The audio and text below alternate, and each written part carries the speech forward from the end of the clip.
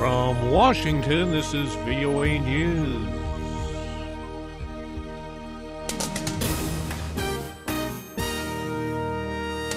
I'm Ray Kouguell in Washington. There's a new effort to fight international terrorism. The European Union is launching new anti-terrorism projects with Muslim countries and increasing its intelligence sharing in the aftermath of deadly attacks in France and violent confrontations in Belgium.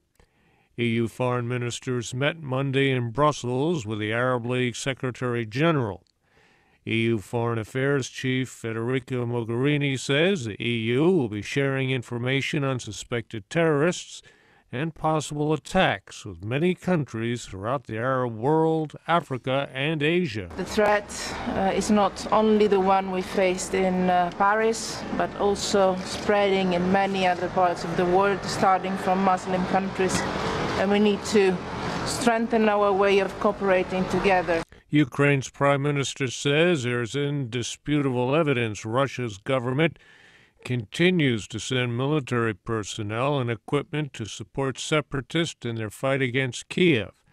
Prime Minister Andriy Lysenko says the country's military intelligence service had confirmed manpower and equipment were sent into Ukraine from Russia.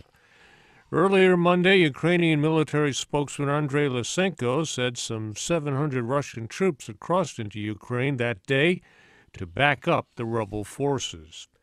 The Cameroon military says at least 24 hostages who were seized by militant group Boko Haram have been freed. A military spokesman says troops rescued the hostages as they chased the militants in far northern Cameroon. Reports indicate that at least some of the hostages escaped or were intentionally released.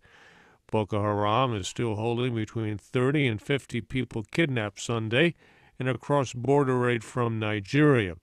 The group also burned down about 80 homes and killed several people during the attack. This is VOA News. Police in the Democratic Republic of Congo used live rounds and tear gas Monday to break up protests in Kinshasa against a proposed law that could delay national elections. Opponents say the law requiring completion of a national census before elections would allow President Joseph Kabila to stay in office past the end of his term late next year. Sporadic fighting between Houthi rebel militiamen and soldiers protecting Yemen's president paralyzed parts of the capital Sana'a Monday. It all comes amid fears of a still worsening conflict. Andriy Lysenko has more. Houthi rebel fighters surrounding Yemen's presidential palace traded fire intermittently with soldiers inside the compound Monday as fighting engulfed parts of the capital, Sana'a. Witnesses say the fighting began before dawn, with conflicting reports about what set it off. Tensions have been running high in Sana'a since the Houthis kidnapped President Abdurrabbu Mansour Hadi's cabinet secretary Saturday. Yemen's official government spokesperson insisted a ceasefire had been agreed upon, but the situation is still fluid. Edward Uranian, Cairo. Iran says one of its generals was killed in an airstrike in Syria. It's attributed to Israel and their military. General Mohammed al-Haddadi, a former brigade commander in Iran's Revolutionary Guard, died in the attack Sunday, along with 6 members of the Lebanese Shiite group Hezbollah.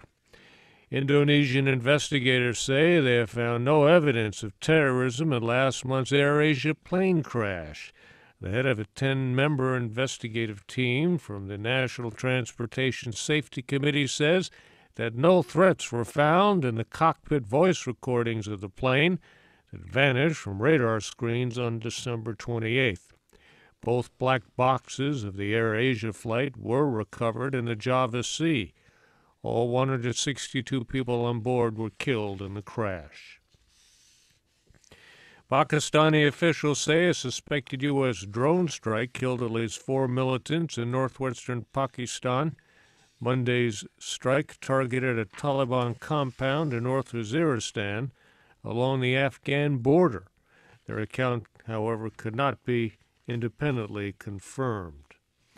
President Obama and Americans across the country engaged in community service projects Monday on the national holiday marking the birthday of slain civil rights leader Martin Luther King Jr. The President and First Lady Michelle Obama volunteered at a Boys and Girls Club in Washington. And the richest 1% of people in the world will have a majority of the wealth on the planet next year. According to development nonprofit Oxfam, the most affluent share of global wealth climbed to 48% last year, compared with 44% in 2009, and likely past 50% next year. I'm Ray Kouguell in Washington. That's the latest world news from VOA.